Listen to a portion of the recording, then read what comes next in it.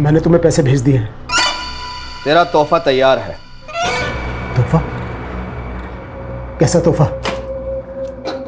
एक ब्रीफकेस जिसमें भर दिया है मैंने तेरी सारी परेशानियों का हल। इस ब्रीफकेस में तेरे सारे खताओं की माफी, तेरी और तेरे परिवार की जान बची रहे, इसलिए तुझे बहुत सारी लाशें बिछानी है। क्या बोल रहे हो तुम?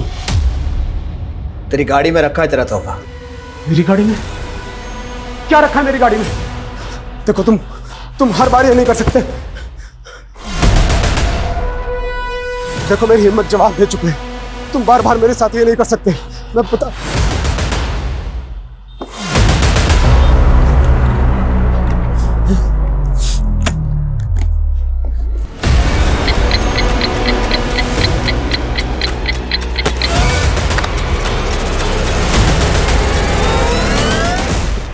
क्या क्या है ये?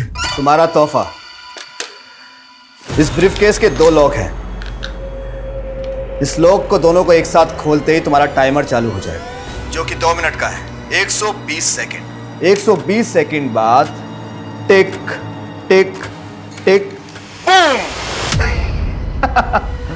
और अगर तुमने इस बॉम्ब को यानी कि इस ब्रीफकेस को 2 मिनट के अंदर बंद कर दिया तो टाइमर भी बंद हो जाएगा। देखो तुम पहले तुम मेरी बात सुनो। जल्दी से जाकर इस ब्रीफकेस को किसी भीड़-भाड़ वाले इलाके में रख दो, वरना देखो तुमने अब तक जो कुछ भी काम मैंने किया है, लेकिन प्लीज मैं ये नहीं कर पाऊंगा, बिल्कुल नहीं। नहीं करेगा तो तेरी खूबसूरत बीवी और कमसिन बेटी का क्या हाल होगा? 5 घंटे, सिर्फ 5 घंटे हैं तेरे पास। अगर 5 बजे तक धमाके की खबर नहीं मिली तो वरना। Hello hello hello.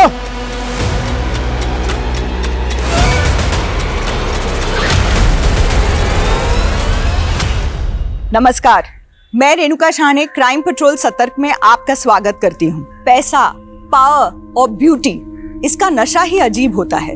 एक ऐसी मृग तृष्णा जिसकी होड़ में रोशनी कब अंधेरे में बदल जाती है पता ही नहीं चलता। अर्श की बुलंदी कब फर्श की गर्त में समा जाती है एहसास ही नहीं होता। हमारी चाह, हमारी तमन्ना हमें कभी कभी इतना मोहताज बना देती है कि हम हाथ फैलाते हैं तो गुनाह अपनी बाहें फैलाए सामने होता है। फिर हम सोचते नहीं, चुन लेते हैं तबाही, और गुनाह की आग में एक परवाने की तरह झुलस जाते हैं, मिट जाते हैं, मिटा देते हैं। इस केस में भी ऐसा ही हुआ। ये एक ऐसी घातक व्यथा है जिसका एक काला इतिहास है, जिसकी कालीख से कई मासूम जिंदगियों का दुर्भाग्य लिखा गया था। फिर क्या हुआ मम्मा? फिर राजकुमारी ने अपने लंबे बालों को महल से नीचे लटका दिया और राजकुमार उन बालों के सहारे ऊपर आ गया। तुम्हें भी। पापा! रिति, मेरी बच्ची, मेरी बच्ची। क्या बात है, आज बच्चे पे बड़ा प्यार आ रहा है। इतनी जल्दी कैसे आ गया ऑफिस से? हाँ, वो तुम लोगों से मिलने का दिल किया तो चला है, पता नहीं फिर कभी मिलना होगा। कैसी बातें कर रहे हो? सब ठीक तो है? हाँ। पापा हमने नया ब्रीफकेस लिया है, इसमें कुछ सरप्राइज है क्या मेरे लिए? रिति!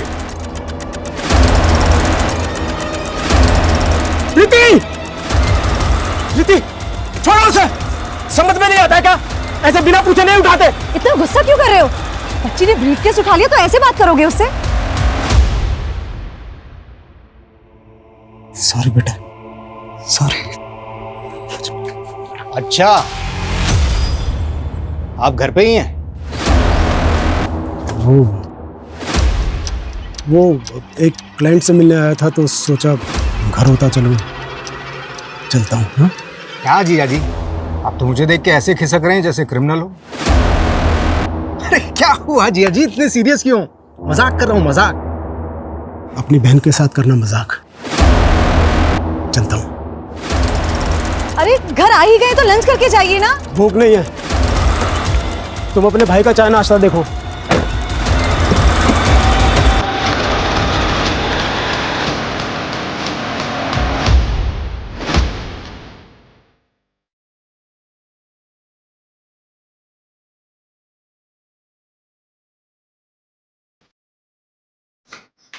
ये लीजिए आपकी चाय।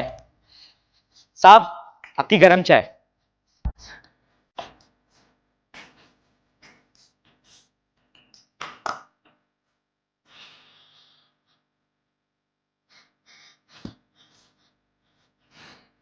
ये क्या हो रहा है?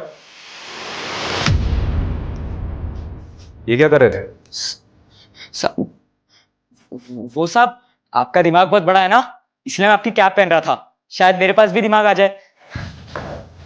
पुलिस को मक्खन? मक्खन नहीं साहब, चाय स्पेशल आपके लिए।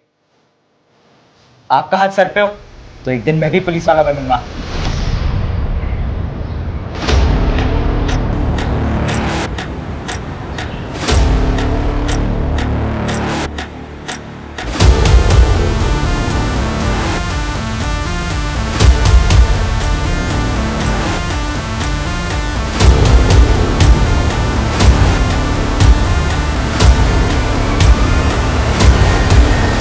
इस ब्रीफकेस के दो लॉक हैं। इस लॉक को दोनों को एक साथ खोलते ही तुम्हारा टाइमर चालू हो जाएगा।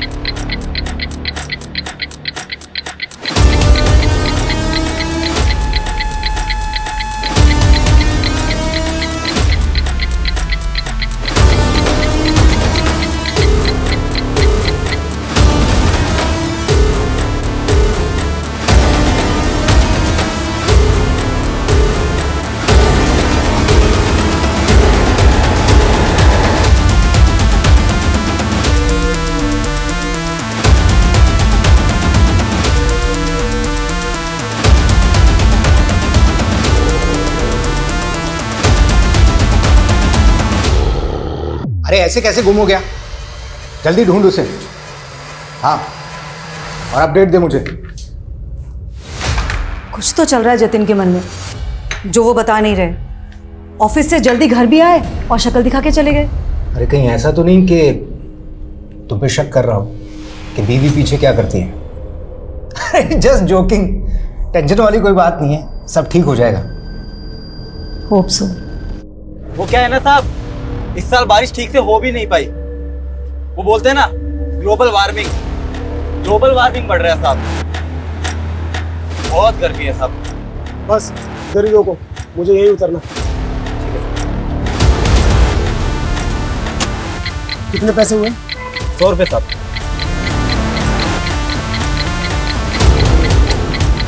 ये रखो। अरे साहब,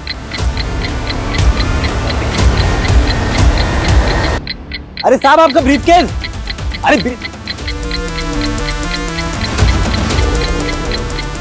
अरे साहब आपका ब्रीफकेस तो लेके जाओ। अरे साहब, देख के कौन चल सके के? सॉरी साहब अजीब आदमी हो, इतना महंगा ब्रीफकेस आपने ऑटो में छोड़ दिया। इसमें कुछ गड़बड़ तो नहीं? अरे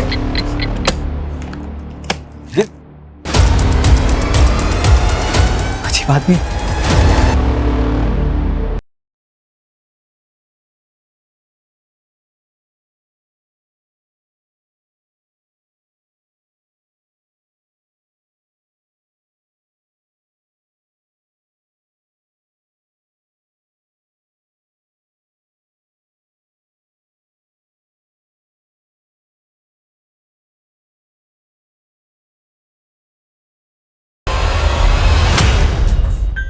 कहीं ऐसा तो नहीं कि मन्ना ने आपको रिश्वत दी और आपने उसे निकलने दिया? ये आप क्या बोल रहे हैं सर? मेरे पास तो सिर्फ डंडा था। मन्ना तमंचा रखता है साहब, वो मुझे शूट भी कर सकता था। मैं तो बहुत डर गया था साहब। बस यही तो प्रॉब्लम है यादव जी। आप जैसे कई पुलिस वाले इस मन्ना जैसे गुंडों से डरते हैं या फिर पैसा लेके उसको जाने का रास्ता देते हैं। हम पुलिस इधर वहां खड़े खड़े हमारी बातें सुन रहे हैं? हाँ, चाय दे और निकल यहां से।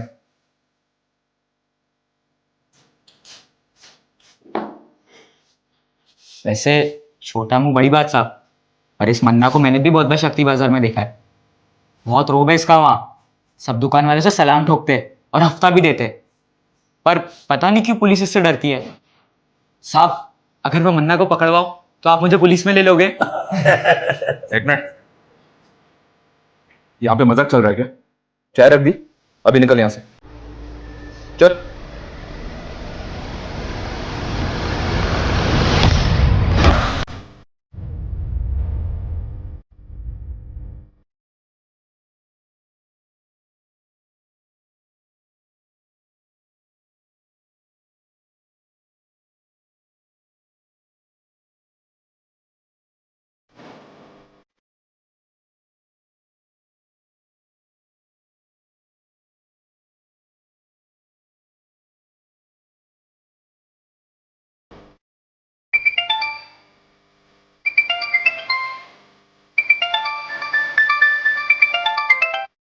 क्या रे, ये धमाके की ब्रेकिंग न्यूज की खबर दिखी नहीं मुझे अभी तक। मैं बेकसूर लोगों को नहीं मार सकता। मैं क्या मैं कलानगर थाने के सामने खड़ा है तो बड़ा चौड़ा हो रहा है तू। सुबह से मेरा शूटर तेरा पीछा कर रहा है।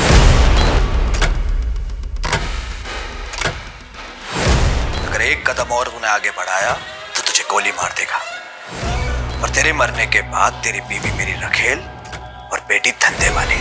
और सुन, मेरा एक आदमी तेरे घर पे भी है। नहीं नहीं नहीं नहीं, नहीं। बोले कुछ मत करना, कुछ मत करना, तुम जो कहोगे मैं करूंगा। तो निकल वहां से अभी के अभी। और दोनों लोग खुलने के बाद जो 2 मिनट में धमाके वाली बात थी ना, वो कहानी थी, छोटी कहानी। टाइमर तो ऑलरेडी सेट कर रखा है मैंने। अब तो इसे खोल या मत खोल, धमाका तो होगा। अब कुछ देर है तेरे पास, कुछ देर। Hello hello hello.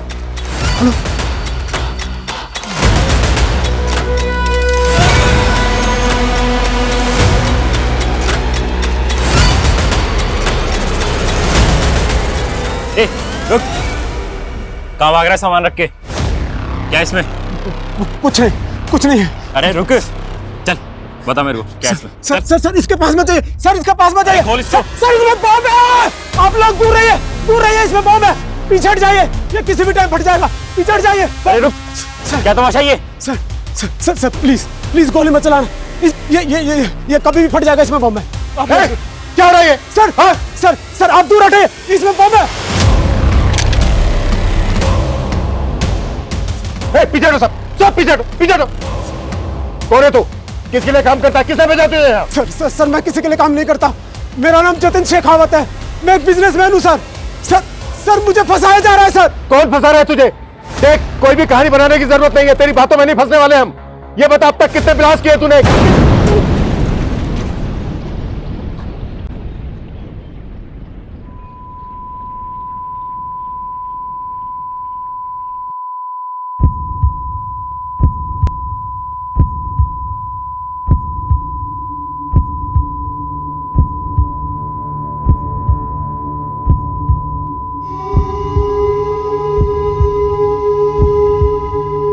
पानी लाओ जल्दी।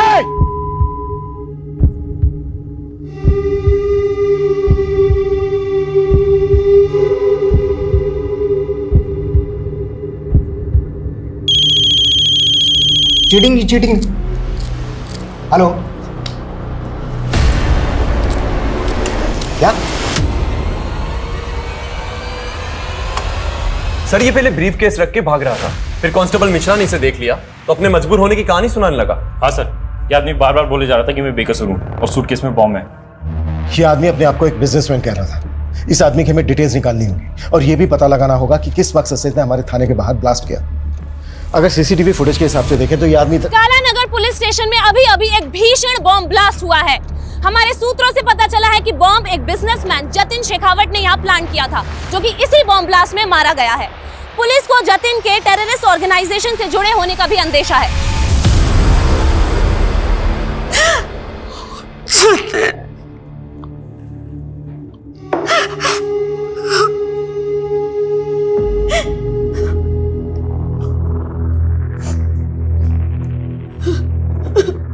किस टेरर ग्रुप के लिए काम करता था तुम्हारा पति?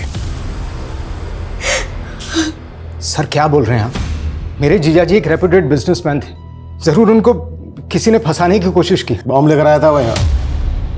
देखो, हमसे कुछ भी छुपाया ना तो। सर मैं खुद एक पुलिस वाला हूँ, यकीन मानिए हम कुछ नहीं छुपा रहे हैं। तो यहाँ बॉम्ब लेकर क्यों आया था? बस उसे बदनाम मत कीजिए मेरे पति को। वो तो पहले से ही बहुत परेशान लग रहे थे। ब्रीफकेस वो उस वक्त उनके पास था। मुझे तभी लगा था कि कुछ तो है जो वो हमें बता नहीं पा रहे। तो वो एक्सप्लोजिव घर से लेकर आया था? नहीं सर, वो तो तब ऑफिस से आए थे, लेकिन मैं। ऑफिस हो या घर, सब चेक होगा। और अगर हमें बाद में पता चला ना कि तुम अपने पति और तुम अपने जीजा को बचाने की कोशिश कर रहे हो, तो तुम दोनों को भी बख्शा नहीं जाएगा।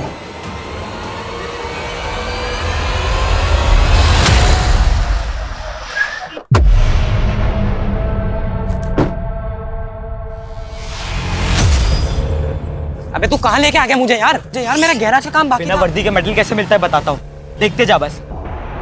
जो मैं बोलूँ वो करते रहे। साहब, आपका मुर्गा मन्ना यहाँ शक्ति बाजार के रॉयल केक शॉप में, आप आ जाओ जल्दी। क्या रे, पैसा लेने के लिए खुद आना पड़ेगा? मन्ना भाई अभी धंधा बंदा चल रहा है, तो थोड़े से बहुत तो ना धंधा चल रहा है। अरे मन्ना चल रहा है। हाँ मन्ना भाई मुझे ये मैकेनिक, चल बाहर खुल गई डिक्की, जल्दी आ, चल चल चल। हफ्ता टाइम पे देना वरना तेरी डिक्की किसने खोला है?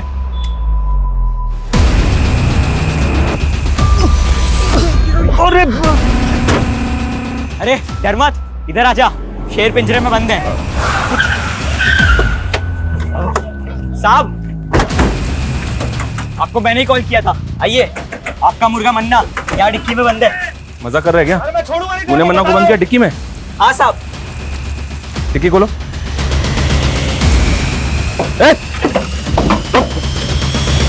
साले कितने तेरे को तो मैं देख लूंगा। गाड़ी में डालो इसे, चुपचाप बैठ। Good job. थैंक यू साहब। अब तो आप मानते ना कि मैं पुलिस वाला बन सकता हूँ? पुलिस वाले को तो पता नहीं, पर मेरा खबरी बन गया है तू। सच्ची? तो साहब अब जल्दी जल्दी बताओ, अभी आगे क्या काम करना है ताकि मैं खबरी से पुलिस वाला बन जाऊं। इसी तरह अच्छा काम करता रहे। सर जतिन सर का बहुत ही क्लीन इंपोर्ट और एक्सपोर्ट का बिजनेस है सर, वो गलत नहीं हो सकते सर। ये इंपोर्ट एक्सपोर्ट का बिजनेस तो सिर्फ दिखावा है, यहाँ और क्या क्या होता है हम सब पता लगा लेंगे। जाके फाइल चेक करो उधर। आप बेवजह शक कर रहे हैं साहब, मैं खुद यहाँ 5 साल से काम करता हूँ, आप जैसा सोच रहे हैं वैसा कुछ नहीं है। लेकिन सर जब सुबह जतिन सर अचानक से यहाँ से निकले तो मुझे भी थोड़ा सा अजीब लगा था। और सर फ़ोन पे किसी से तो झगड़ रहे थे, हो सकता है किसी ने फंसाया उनको। सर कौन फंसाएगा उसे? सब इतना तो आइडिया नहीं है सर, लेकिन सर वो जो लड़की थी निवेदिता, वो पहले यहीं काम किया करती थी और तकरीबन 6 महीने पहले उसने सुसाइड कर लिया था। उस सुसाइड से इस ब्लास्ट का क्या कनेक्शन है? सर सुसाइड करने के बाद निवेदिता का बॉयफ्रेंड यहाँ आया था, शकील। निवेदिता! छोड़ो मुझे! सर निवेदिता कहाँ है? छोड़ो मुझे! निवेदिता! छोड़ो मुझे! सर निवेदिता ने सुसाइड नहीं किया, बल्कि इस आदमी ने मारा! छोड़ो मुझे! बकवास कर रहा! मुझे! बकवास कर रहा! छोड़ो मुझे! पकड़ा है। लेकिन सर उसके बाद प्रूव हो गया था कि निवेदिता ने सुसाइड ही किया था। लेकिन उसने सुसाइड क्यों किया? सर मुझे कैसे पता होगा, जब वो यहाँ काम किया करती थी तो कभी टाइम पे नहीं आई और हफ्ते में 3-4 बार तो हाफ डे में निकल जाती थी। सर पता नहीं क्या करती थी ऐसा। और जब सर जतिन सर ने उसको नौकरी से निकालने की धमकी दी तो उसने उल्टा जतिन सर पर ही मोलेस्टेशन का केस लगा दिया था। सर बहुत अजीब लड़की थी। जतिन के घर उसके ऑफिस से कुछ भी सस्पिशियस नहीं मिला, लेकिन ब्लास्ट में जो बारूद का इस्तेमाल किया गया है वो माइंस ब्लास्ट में इस्तेमाल किया जाता है। पता करो उसके कॉन्ट्रैक्ट में कौन कौन ऐसे लोग थे जो इस तरह की बारूद का उसके लिए बंदोबस्त कर सकते। जी सर हमें जतिन का फोन मिला है। फोन तो पूरी तरह से डैमेज हो चुका है, लेकिन सर इसमें 2 सिम स्लॉट्स हैं। उनमें से एक स्लॉट में उसकी सिम है जो उसका बिजनेस नंबर था। हमने उसके CDR भी निकाले सर। ब्लास्ट वाले दिन एक नंबर से लगातार उसे कॉल्स आ रहे थे। सर ऐसा लग रहा है जैसे कि कोई उसे इंस्ट्रक्शन दे रहा हो। अगर जतिन का इंटेंशन ब्लास्ट करने का होता तो अपना बिजनेस नंबर इस्तेमाल क्यों करता? बार बार कह रहा था कि उसको मजबूर किया जा रहा है। क्या जतिन वाकई में सच बोल रहा था? लेकिन सर कोई टेररिस्ट ग्रुप किसी अनजान आदमी से बॉम्ब प्लांट करवाए, ये पॉसिबल है? लेकिन हम टेरर एंगल को रूल आउट नहीं कर सकते। शायद जतिन का स्लीपर सेल की तरह इस्तेमाल किया गया हो। स्लीपर सेल वो क्या होता है सर? ये स्लीपर सेल एक तरह से उग्रवादी ही होते हैं जो आम लोगों के बीच में रहकर उग्रवादी गिरोह के लिए काम करते हैं। हमें पता चला है कि कमला नगर में एक ऐसा ही स्लीपर सेल पनप रहा है। कमला नगर? सर वहां पे तो मेरी झोपड़ी है। जानता हूँ, तभी तो ये काम तो मैं दे रहा हूँ। उसे ढूंढोगे? आप ऑर्डर दो, क्या करना है? सर आप ऐसे नाम जानकर किसी को भी उठा लोगे क्या? सर मैं मानता हूं कि मैंने उस जतिन को मारने की धमकी दी थी क्योंकि उसने मेरी गर्लफ्रेंड के साथ। लेकिन निवेदिता ने जतिन पर मोलेस्टेशन का चार्ज लगाया था, वो साबित तो नहीं हुआ? हाँ सर, लेकिन निवेदिता के साथ शोषण जरूर हुआ था और उस जतिन की वजह से उसने पहले भी। निवेदिता क्या कर रही हो तुम? छोड़ो मुझे, मर जाना चाहती हूँ मैं। वो मुझे मॉलेस्ट करता है और पुलिस वाले मुझे जलील करते हैं, कहते मैंने झूठा केस किया है। सब जतिन ने अपने पैसे और पावर के बल पे अपने आप को बचा लिया था, और उसका साला भी तो पुलिस में है। ऐसा ही विनोद? हाँ जानते हैं उसको, वो देख रहा था ये केस। हाँ सर। सर आपको नहीं लगता है कि उसने अपने जीजा को बचाया होगा? वो हम देख लें, लेकिन पहले तू ये बता, तेरे किसी भी आईडी में तेरे बाप का नाम नहीं है। आया कहाँ से तू? सर मैं अनाथ हूँ, कानपुर के एक अनाथालय में पला पड़ा। आप चाहे तो पता कर सकते हैं। और निवेदिता? हमें पता चला है उसका अंतिम संस्कार भी तूने किया है। उसकी फैमिली?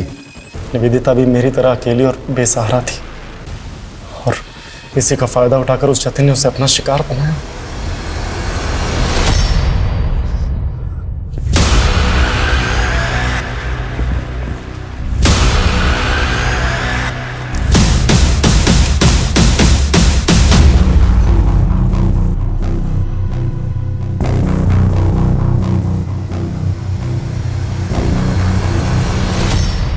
भगवान के नाम पे कुछ दे दे बाबा, 2 दिन से कुछ नहीं खाए। क्या चचा, इतने हट्टे खट्टे होके भी भीख मांग रहे हो? बेटा पैर में बहुत दर्द रहता है और ज्यादा देर तक खड़ा भी नहीं रह जाता। अच्छा तो दौड़ाए आपको? ए रुक, ए चोर चोर, पकड़ो पकड़ो पकड़ो, ए रुक।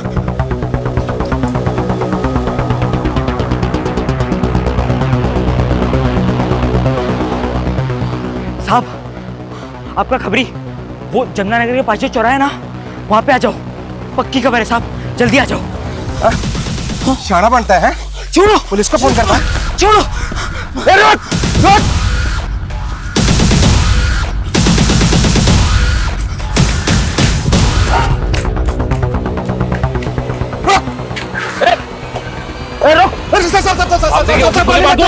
गोली में चलाने साहब।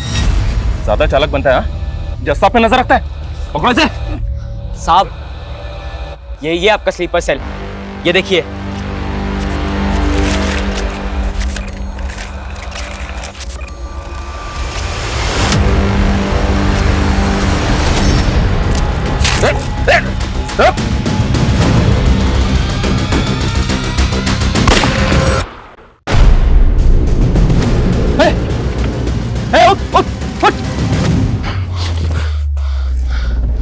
इसको मरना नहीं चाहिए था, इससे पता करना था कि ये किसके लिए काम करता था।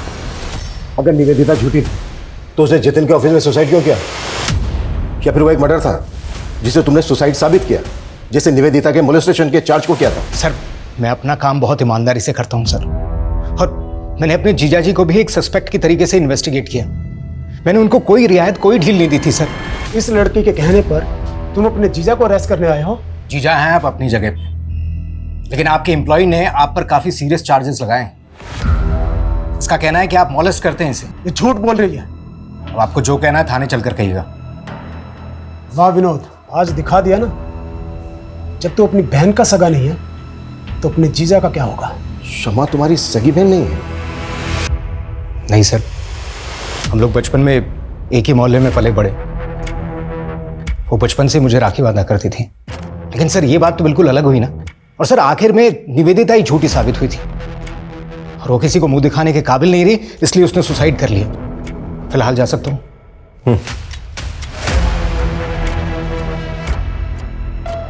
सूरज। जी सर। नजर रखो इस पे। ये ऑफिसर मुझे कोई ठीक नहीं लग रहा, और जतिन के कैरेक्टर को भी हमें डीपली समझना होगा। उसकी जिंदगी में कई ऐसे किरदार थे जो अभी तक सामने नहीं आए हैं, उन्हें भी हमें सामने लाना है। Act fast. Sir.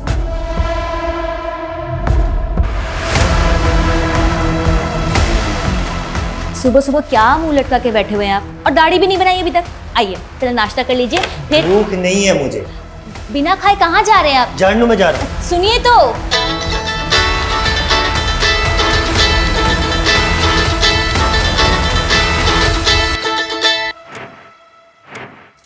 Hello,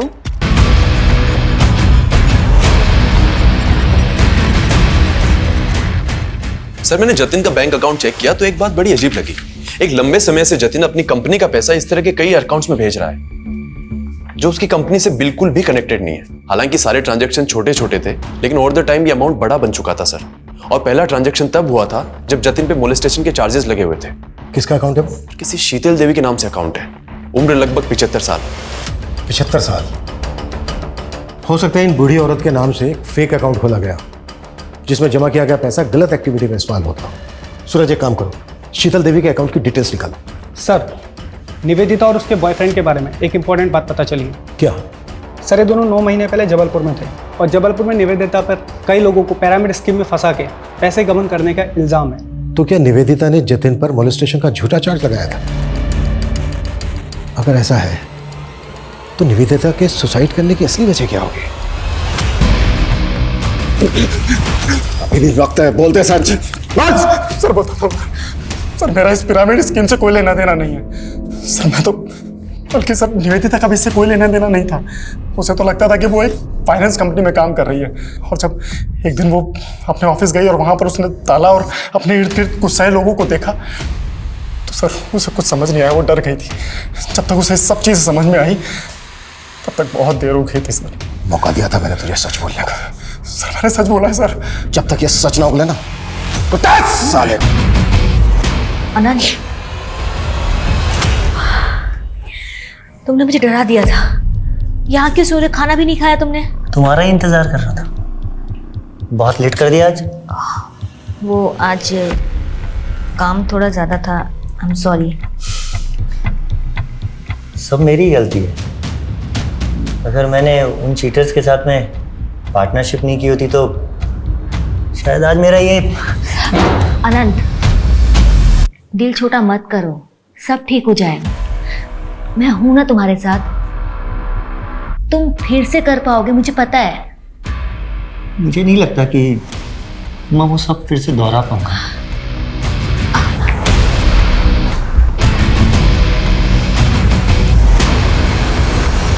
sir, Jatin का जो फोन हमें मिला उसमें 2 सिम स्लॉट्स थे। एक स्लॉट में उसका करंट नंबर है और दूसरे में जो नंबर मिला उसके सीडीआर में हमें वंशिका नाम की लड़की का नंबर मिला सर। वो नंबर अभी बंद है, लेकिन अक्सर वो उसको रात को कॉल किया करता था। तो तुम्हें लग रहा है कि जतिन का वंशिका के साथ अफेयर होगा? लेकिन सर जब वंशिका का सीडीआर निकाला तो उसमें जतिन की वाइफ शमा का नंबर भी मिला। आपने हमें यह भी नहीं बताया कि जतिन दूसरा फोन नंबर भी इस्तेमाल करता था। कौन सा नंबर सर? जो उनके दूसरे नंबर के बारे में कुछ भी नहीं पता। वंशिका के बारे में तो पता होगा, आप कॉल भी करती थी उसे। वंशिका? हाँ, जतिन की एक दोस्त थी। जतिन ने ही कभी मेरे फ़ोन से कॉल किया होगा उसे। जतिन की मौत के बाद वंशिका मिलने आई आपसे? कॉल किया उसने आपको? तो फिर ऐसी कैसी दोस्ती थी? और अब तो फ़ोन भी बंद है उसका। सर, मुझे इसके बारे में कुछ भी नहीं पता। ज़रूरत पड़ी तो दोबारा मिलेंगे।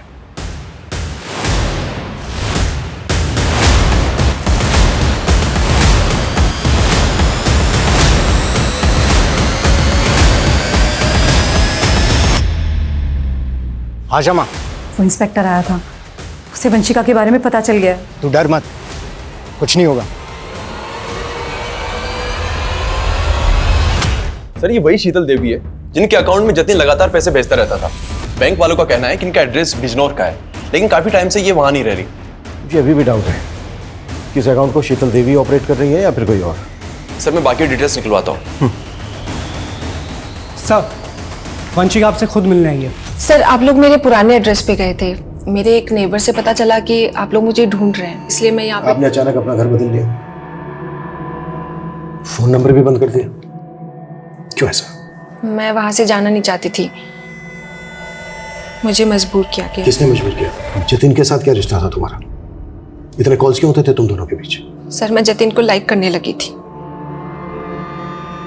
लेकिन वो मेरी मजबूरी का फायदा उठाकर मेरा शोषण कर रहा था। जतिन एक बॉम्ब ब्लास्ट में इन्वॉल्व था। इस गलतफहमी में मत रहना कि तुम्हारी कोई भी कहानी चल जाएगी। नहीं सर, मैं सच बोल रही हूँ। सर, मैंने कुछ नहीं किया, इस बारे में मैं कुछ नहीं जानती। सर, जतिन ने मेरा वीडियो बनाया और मुझे तब तक इस्तेमाल किया जब तक वो मुझसे बोर नहीं हो गया। और सर, मैंने कोशिश भी की थी पुलिस में कंप्लेंट करवाने की, लेकिन उसकी बीवी और साला दोनों मेरे पीछे पड़ गए थे। सर, पहले मुझसे मेरा पति छीना और अब कोर्ट में उसके खिलाफ जाकर मुझसे मेरी इज्जत छीनना चाहती है। देखिए आप लोग। देख लड़की, जो कुछ हुआ उसे भूल जा। मैं खुद पुलिस हूँ, केस करने से कोई फायदा नहीं होगा। सर मैं बहुत डर गई थी, इसलिए मैंने वो जगह ही छोड़ दी और अपना नंबर बंद करके मैं दिल्ली चली गई। फिलहाल तुम जा सकती हो, जरूरत पड़ी तो फिर बुलाएंगे।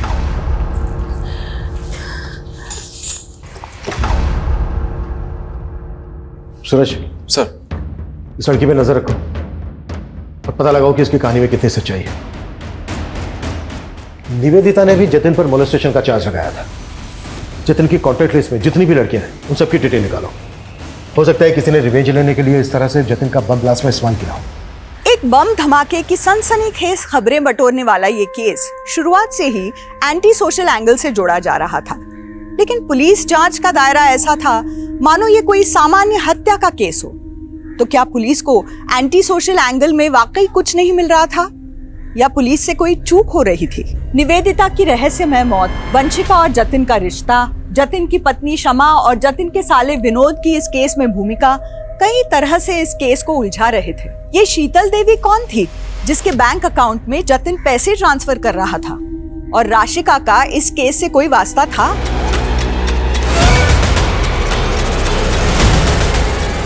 आखिर राशिका का कत्ल किसने और किस मकसद से किया था? इस केस के कई और भी राज थे जो अभी तक बेपर्दा होने बाकी थे।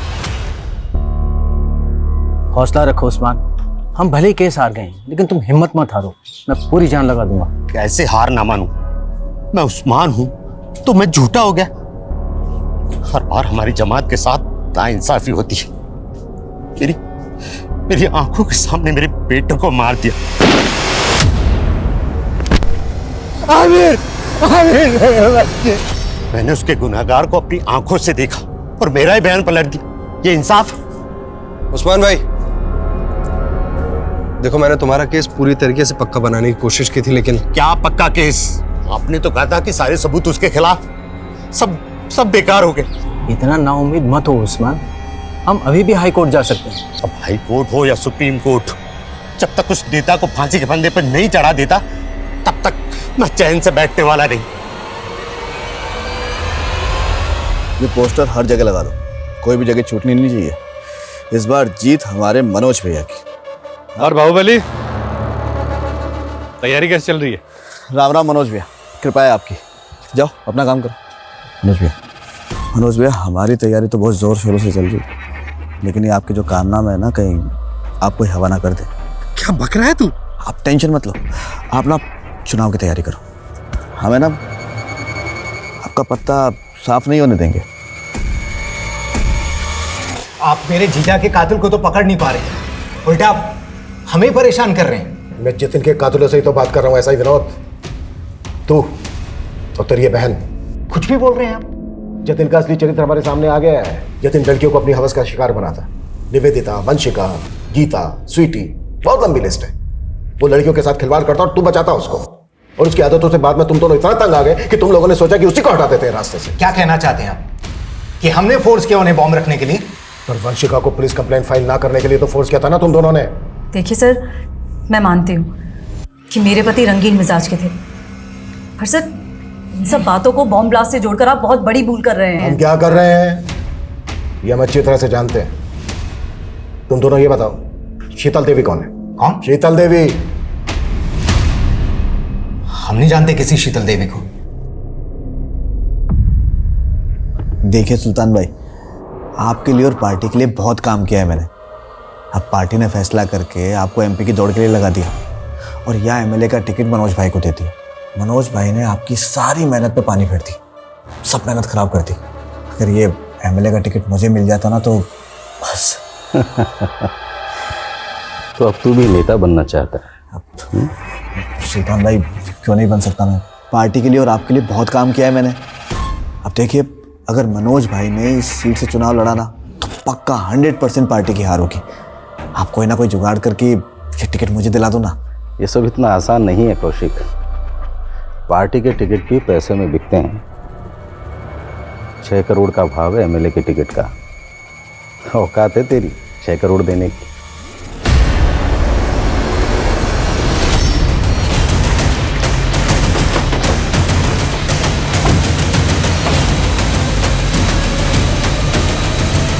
पीछे चलिए, आप पीछे चलिए।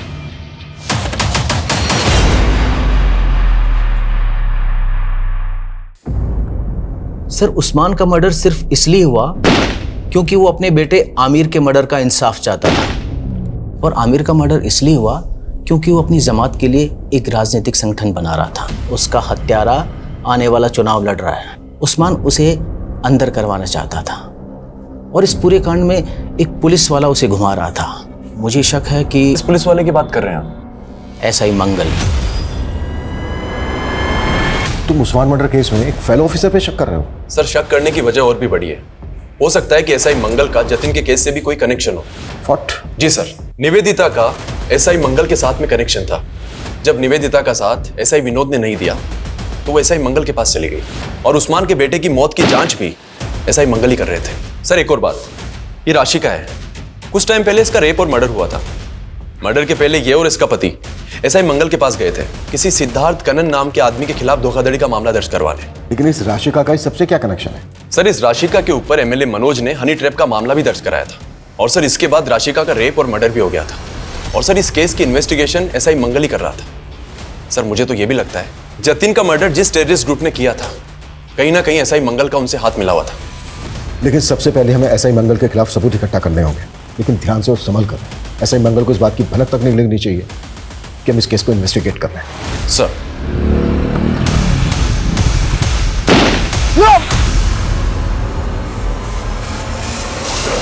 सर मैं एसआई मंगल को इन्वेस्टिगेट कर रहा था तो मुझे शीतल देवी के साथ उसका कनेक्शन मिला। एसआई मंगल का शीतल देवी के साथ कनेक्शन? जी सर, एसआई मंगल के साथ में एक अनुज नाम का कांस्टेबल काम किया करता था। शीतल देवी उसी अनुज की नानी है जिसके अकाउंट में जतिन पैसे भेजा करता था। सर आप एक ईमानदार ऑफिसर पर ऐसे संगीन आरोप नहीं लगा सकते हैं। सर मेरा उस ब्लास्ट से कोई लेना देना नहीं है। तेरे साथ काम करने वाले कांस्टेबल अनुज से मिले हैं शीतल देवी जिसकी नानी है। वो अपनी नौकरी और इज्जत बचाने के लिए सरकारी गवाह बनने के लिए तैयार हो गया है, और उसकी नानी भी गवाही देंगी कि उनके अकाउंट को तू। सर मैं सच कह रहा हूँ सर, मेरा उस ब्लास्ट से कोई लेना देना नहीं है सर। सर मैं सिर्फ और सिर्फ एक कठपुतली था सर। मुझ पर प्रेशर था 1 करोड़ रुपए इकट्ठा करने का, वरना मेरी जान चली जाती सर। साफ साफ बोल। सर जब निवेदिता मुझसे हेल्प मांगने के लिए आई तो उसने मुझे एक वीडियो दिखाया। उस वीडियो में जतिन और निवेदिता बिस्तर पर साथ थे। मुझे लगा कि वो वीडियो एक बहुत अच्छा साधन हो सकता है जतिन से पैसे उगाही करने का। उस बेसहारा लड़की को तूने इतना अब्यूज किया कि खुदकुशी कर ली उसने। राशिका और उस्मान को भी तू नहीं, और वो जतिन उसको भी बम ब्लास्ट में तू नहीं। नहीं सर, सर मैं सिर्फ और सिर्फ एक कठपुतली था सर। तो कठपुतली ये बोल, तेरी डोर किसके हाथ में है? बोल। नेताजी आप भी कैसी बातें करते हैं? आपका हुक्म मैं कैसे टाल सकता हूं? अरे आप जिसको बोलेंगे मैं उसको अंदर डाल दूंगा। लीजिए आपकी चाय आ गई, लीजिए चाय पीजिए, जाओ।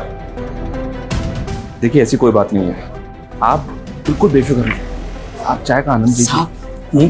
प्रताप सर तो पुलिस है, तो ये अंदर कौन उनकी कुर्सी पे? वो नेताजी हैं। नेता पुलिस से बड़े होते हैं, पुलिस इनके इर्द गिर्द घूमती है। अच्छा, फिर तो मुझे पुलिस नहीं नेता बनना है। हमारे विधानसभा क्षेत्र में इतना प्रचार प्रसार करो कि सभी के जुबान पर सिर्फ हमारा नाम होना चाहिए। कौशिक भैया जिंदाबाद, कौशिक भैया जिंदाबाद।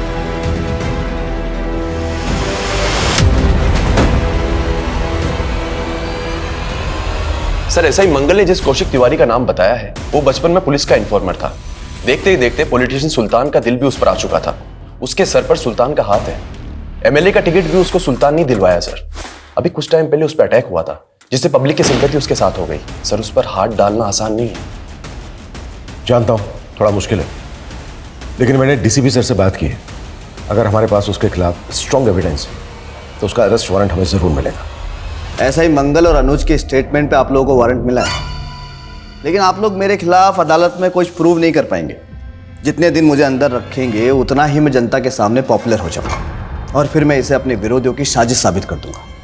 जैसे तूने खुद पे अटैक करवा के ये साबित कर दिया, और भी बहुत सारे सबूत है हमारे पास तेरे खिलाफ। जतिन जिन शीतल देवी के अकाउंट में पैसे ट्रांसफर करता था, उनके अकाउंट से तेरे चमचों के अकाउंट में पैसा ट्रांसफर होता था। ऐसा ही मंगल को तूने 1 करोड़ रुपए इकट्ठा करने का टारगेट दिया। राशि का उस्मान का बेटा आमिर, जतिन जिस बम ब्लास्ट में मारा गया। हाँ, मरवाया मैंने सबको, आखिर थे क्या वो मेरे लिए? सिर्फ मोहरे। देखो, मैं पहले तुम्हें बहुत पैसे ट्रांसफर कर चुका हूँ। अब मेरा और निवेदिता का वीडियो डिलीट करो प्लीज। तेरा तोहफा तैयार है, एक ब्रीफकेस। इस ब्रीफकेस में तेरे सारे खताओं की माफी है। जतिन से बहुत सारा पैसा वसूलने के बाद मैंने उसका इस्तेमाल करके पॉलिटिशियन मनोज के इलाके में बम धमाका करके उसकी छवि बिगाड़ने का पूरा बंदोबस्त कर लिया था। नेता के जाने के बाद बाहुबली को टिकट मिलता है और मुझे इस टिकट की कीमत अदा करने के लिए 6 करोड़ रुपए की रकम अदा करनी थी। तो मैंने उसी वक्त से अपने सारे जानने वाले पुलिस वाले और गुंडों को जुगाड़ में लगा दिया। उस्मान और उसके बेटे आमिर को भी पॉलिटिक्स में आना था। उस्मान का बेटा अपनी जमात इकट्ठी कर रहा था, लेकिन मनोज नहीं चाहता था कि उसके इलाके में कोई भी संगठन बने जिससे उसका वोट कम हो। लेकिन मनोज को तब तक यह भी नहीं पता था कि जो मैं सब कुछ कर रहा हूं ना, वो उसके लिए नहीं, मेरे लिए कर रहा था। अबे अंधा है क्या? दिखता नहीं तुझे? बेटा दे बेटा, साले अबे बेटा चल चल बेटा यहाँ से चल। और फिर उसका बाप अपने बेटे को इंसाफ दिलाने के लिए कोर्ट चला गया और इधर पीएसआई मंगल मेरे इशारे पर सबूतों को कमजोर करता रहा और फिर एक दिन केस हार गया। और जब उसने हाई कोर्ट जाने का सोचा तो क्या करता? खत्म तो करना ही था, कर दिया। राशिका को क्यों मारा? राशिका का पति कर्जे में डूब गया था। वो मंगल के पास मदद मांगने के लिए आई थी और मुझे मनोज और अपने विद्रोही नेताओं की छवि बिगाड़ने के लिए एक औरत की जरूरत थी। मदद मांगने आई थी मैं आपसे मंगल जी के कहने पे, और आप कह रहे मुझे दूसरों के साथ सोना होगा? हाँ, सोना होगा। इस सीट पर खड़े होने वाले सारे नेताओं के राज मुझे लाकर देने होंगे। मैं अपने खिलाफ कोई भी कमजोर कड़ी जिंदा नहीं छोड़ना चाहता। टीनेजर कौशिक में जो जज्बा था, वो जज्बा उस उम्र में होना काबिले तारीफ है, लेकिन बड़े सपनों की राह में गुमराह अंधेरों के पड़ाव भी मिलते हैं। वहां जब कोई हाथ पकड़ के सुधारने वाला नहीं होता तो लोग अक्सर जुगनुओं की चमक को भी कामयाबी का सूरज समझ बैठते हैं। और वो सुबह कभी नहीं आती जिसकी चाह में लोग अपना सब कुछ खो चुके होते हैं, और जब आंखें खुलती हैं तो एहसास होता है कि जिस सपने को हमने पल पल जिया था, वो सपना एक गुल्लक की तरह टूट गया, और जिसे हम छोटी छोटी खुशियों के सिक्के समझ के जोड़ रहे थे, असल में वो हमारे गुनाहों का सरमाया था, जिसका कर्ज उतारने के लिए ताउम्र पल पल सलाखों के पीछे काटना होगा। इसी के साथ अब मैं रेणुका शाह ने आपसे विदा लेती हूँ। हम फिर मिलेंगे ऐसी एक कहानी के साथ जो रखेगी आपको सतर्क और जिंदगी को सुरक्षित। तब तक अपना और अपने परिवार का ख्याल रखिए और देखते रहिए क्राइम पेट्रोल सतर्क। जय हिंद।